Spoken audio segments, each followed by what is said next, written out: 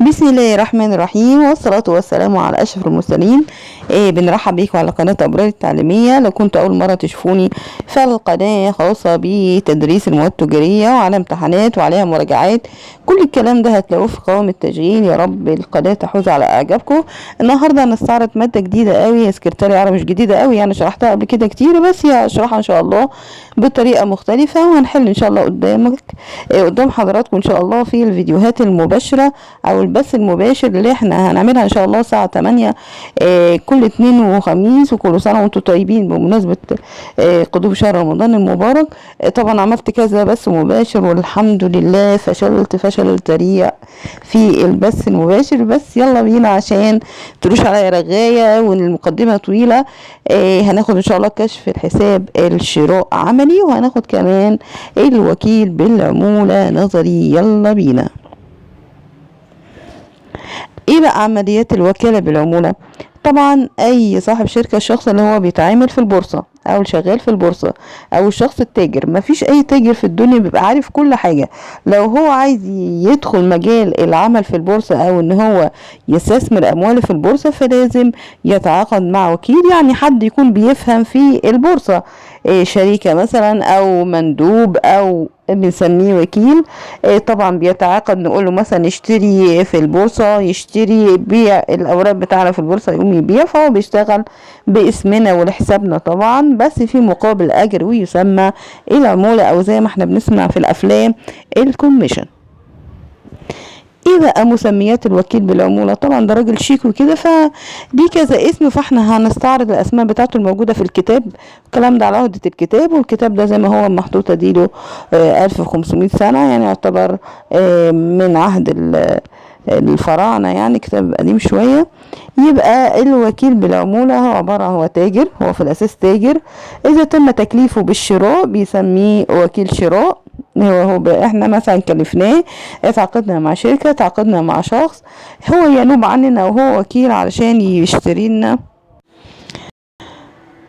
طبعا هو بيكون مسؤول عن سداد ما عليه. طبعا بيجمع الفلوس من السادة، الفلوس اللي هو اشترى بيها وكده، تمام، من بيسد هو الفلوس يعني، وبعد كده بيطالب بيها التاجر.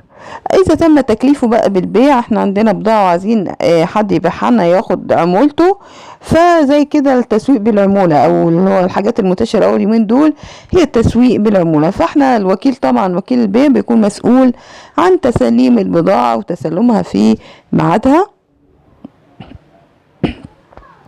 تعريف الكوميشن: العمولة عبارة عن أجر بيدفعه الموكل نظير قيامه بعمل معين، وغالبا بتكون نسبة مئوية متفق عليها.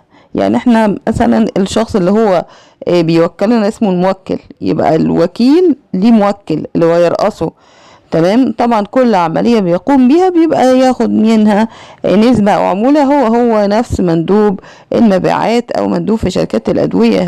هو طبعا ده اللي انت شايفه ده حضرتك، ده التاريخ بتاع العمولات الخاصة اللي بيحصل عليها مندوب المبيعات أو الوكيل بالشراء أو وكيل البيع، ونفس الاسم واحد، بس بتختلف حسب طبيعة عملية الشراء والبيع. يلا بقى ناخد انواع العمولة. ركز معايا علشان في نهاية الفيديو باذن الله انا هرجع لك كل الكلام ده، تمام، علشان ما اطولش وقت الفيديو وفي الاخر بتقول عليا بتكلم كتير ورغاي. نيجي بعد كده انواع العمولة: عمولة عادية ويتقاضاها وكيل الشراء والبيع على حد سواء. لو العميل او الوكيل اشترى لنا بضاعة، يبقى هو في الوقت ده اسمه وكيل شراء. طب احنا كلفناه ببيع بضاعة، يبقى احنا برضو في الحالة دي اسمه وكيل البيع. يبقى هما الاتنين ممكن الشخص واحد يقوم بحاجتين.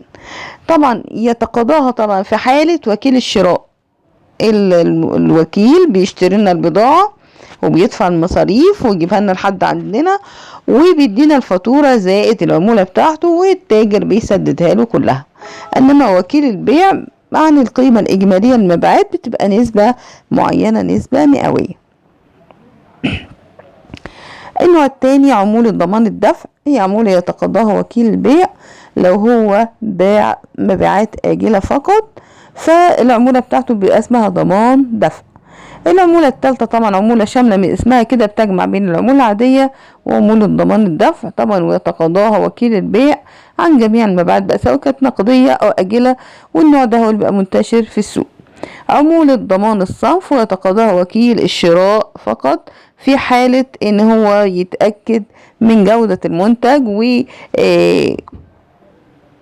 وده كان الدرس البسيط قوي النظري الخاص بسكرتارية سنة تانية تجارة ترم تاني. اشوفكم على خير في شرح فيديو جديد، استنوني ان شاء الله كل يوم اثنين وخميس الساعة 8 بس مباشر، كل المواد التجارية بس المحاسبة والمواد العملية. والسلام عليكم ورحمة الله وبركاته.